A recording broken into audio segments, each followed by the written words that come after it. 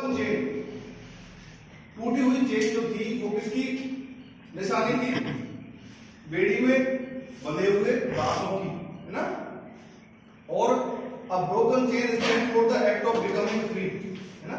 अब उस टूटी हुई चेन किस लिए यूज में ली जाने लगी थी कि ये जो गुलाम है, गुलाम है उनको आजाद कराने, उन्हें स्वतंत्र कराने के लिए, ठीक है, एक कार्य करना होगा। सेकंड था the bundle of rods of fasces. Fasces में शासन का जो चिन्ह था उस समय, है ना, उसका एक गट्ठर, रोडों का एक गट्ठर जो है वो किसका प्रतीक था? One rod can be easily broken, एक रॉड होती है उसे आसानी से तोड़ा जा सकता है, लेकिन एक साथ जैसे बंडल होगा, है ना, बंडल ऑफ रोड्स को can not be broken easily, है ना। तो ये जो था बंडल ऑफ रोड्स का किसका सिंबल था? यूनिटी का, है ना, कि अगर पूरे सभी लोग एक साथ यूनिटी में रहेंगे तो जो रेवोल्यूशन है वो जल्दी सक्सेसफुल होगी, है ना। स्ट्रेंथ लाइज इन यूनिटी, क्योंकि ताकत जो होती है वो एकता में ही होती है, कहते हैं ना। The I with in a triangle radiating light, the all-seeing eye stands for knowledge. The rays of the sun will drive away the clouds of ignorance. अब देखो एक ट्रायंगल में एक आइज बनी हुई है, वो किसका प्रतीक था? नॉलेज का, ज्ञान का, है ना।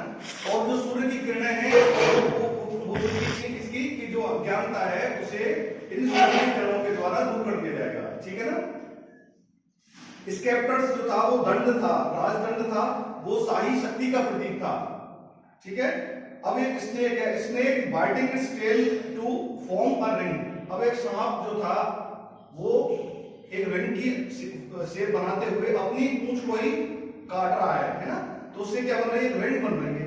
और वो किसका सिंबल था? Symbol of eternity. इटर्निटी का मतलब होता है अनंत काल या शाश्वतता, है ना, जो कभी ना मिटने वाली, कभी समाप्त ना होने वाली। अब जो एक रिंग होती है उसका कभी स्टार्टिंग पॉइंट और लास्ट पॉइंट बता सकते हो आप, है ना? नहीं बता सकते ना। इसी तरह से ये इटर्निटी का सिंबल था। अब था red Friesian cap.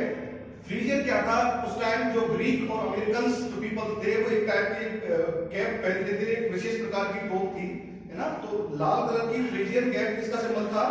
Cap Warne bye a slave upon becoming free. तो उस कैप को एक जो गुलाम होता था आज स्वतंत्र होने पर उस कैप को पहना जाता था, ठीक है।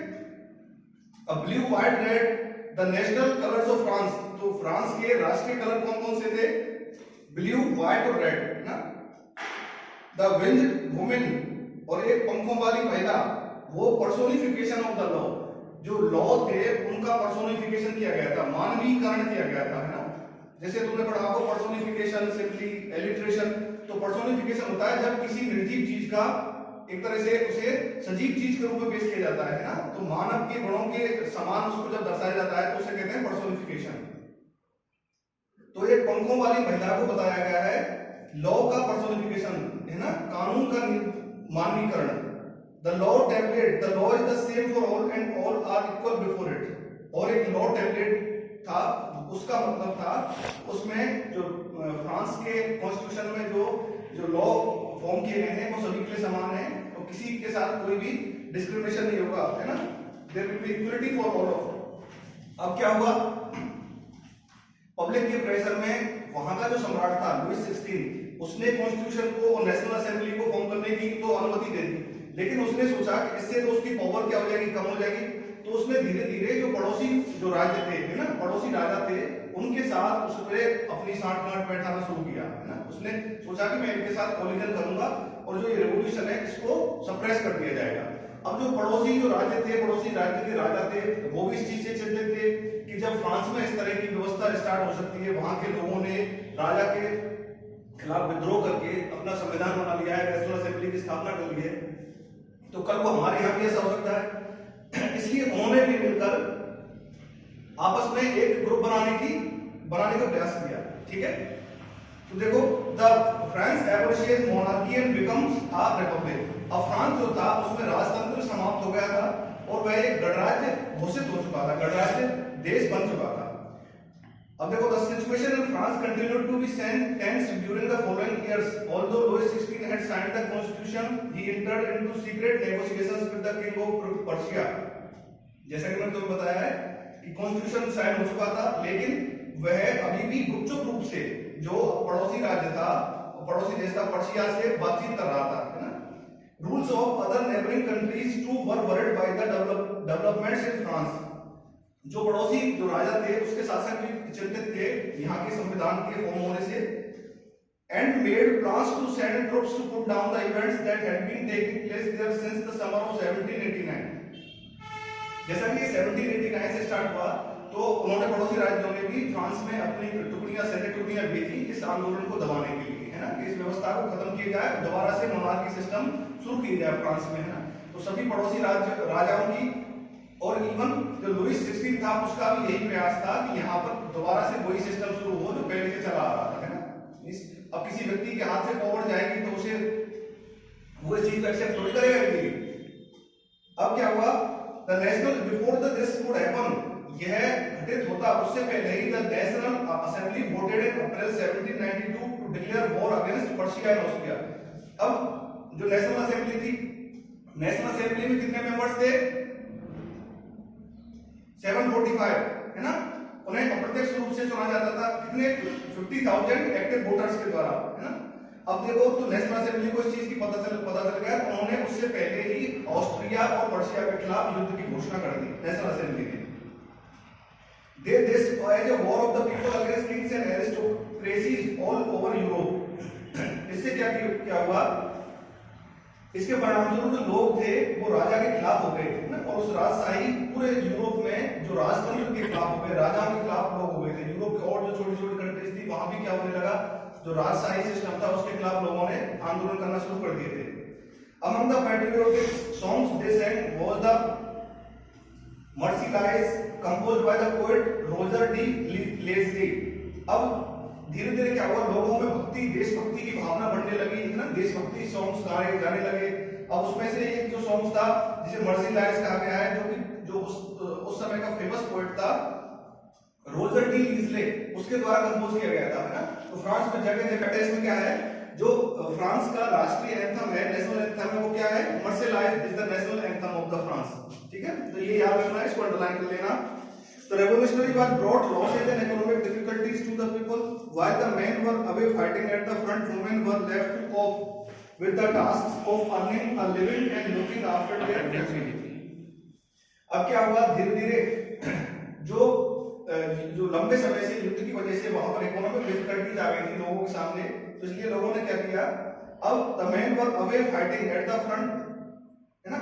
अब लोग जो थे सामने से युद्ध करने से दूर बच रहे थे। महिलाएं जो थी उनको आजीविका जो थी उसको आजीविकाओं के लिए जो मेन जिम्मेदारी दे दी गई थी लिवलीहुड के लिए, वो और वुमेन्स पे दे दी गई थी कि आपको घर की देखभाल करनी है और बच्चों को देखना है।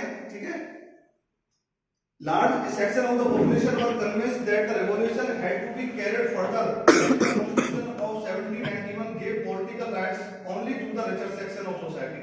अब क्या था, फ्रांस का जो कॉन्स्टिट्यूशन था 79 में बना, है ना। अब उसमें क्या हुआ कि जो लोगों ने ये महसूस किया कि इसमें भी जो मूल राइट्स दिए गए हैं, सबसे ज्यादा राइट दिए गए किसको दिए गए हैं? रिच पीपल को और एजुकेटेड पीपल थे। एक मतलब स्पेशल सेक्शन को, है ना, वहां पर विशेष अधिकार दिए गए थे। तो जो मोस्ट ऑफ द पीपल थे फ्रांस के, उन्होंने इस चीज को लिए रिवोल्ट करना शुरू कर दिया कि जो हमारे साथ गलत हो रहा है। इतना लंबा संघर्ष हुआ, उसके बाद भी हमें हमारे राइट्स नहीं मिले।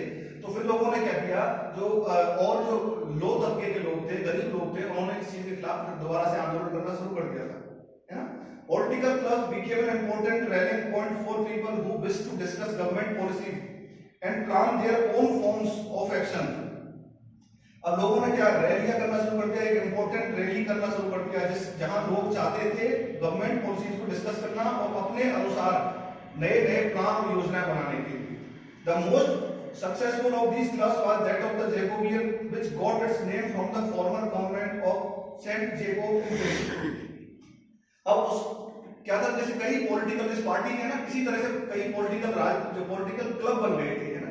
तो फेमस जो पॉलिटिकल क्लब था वो जैकोबियन क्लब था, ठीक है, उस समय। और उसका जो मेन हेड था किसके द्वारा चलाया जाता था? Former convent of Saint Jacob in Paris, है ना। पेरिस में सेंट जेकोब के द्वारा इसे प्रिसाइड किया जा रहा था।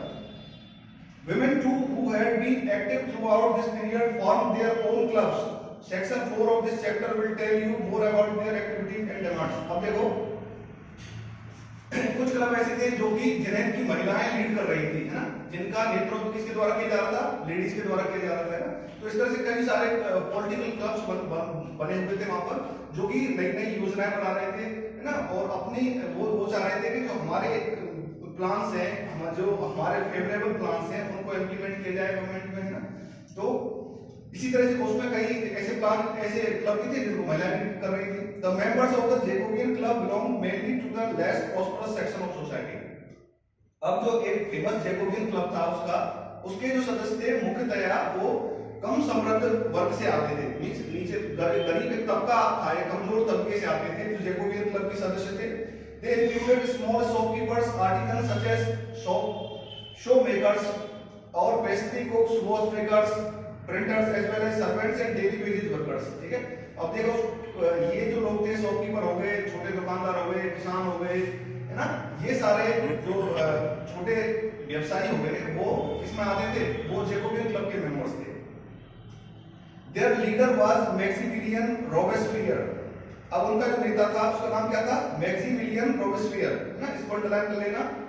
A large group among the Jogibians decided to start wearing long striped trousers similar to those worn by dock workers.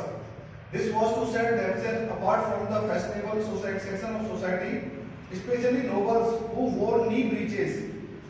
अब क्या था, इन्होंने क्या किया, जैकोबियन क्लब के मेंबर्स ने उन्होंने सोचा कि हमारा भी जिस तरह से शाही लोग अपना उनका ड्रेसअप अलग होता है, तो इन्होंने भी सोचा कि हमारा भी एक ड्रेसअप अलग होना चाहिए, हमारा भी अलग होना चाहिए, एक स्पेशल पोशाक होनी चाहिए जिससे कि हमारा थोड़ा डिफरेंट लुक लगे, है ना, एक तरह से रॉयलनेस आनी चाहिए। ठीक है, उन्होंने क्या किया, एक अलग से अपने जैसे लंबा चोगा पहनना शुरू कर दिया, कैप लगाना शुरू कर दिया। ठीक है,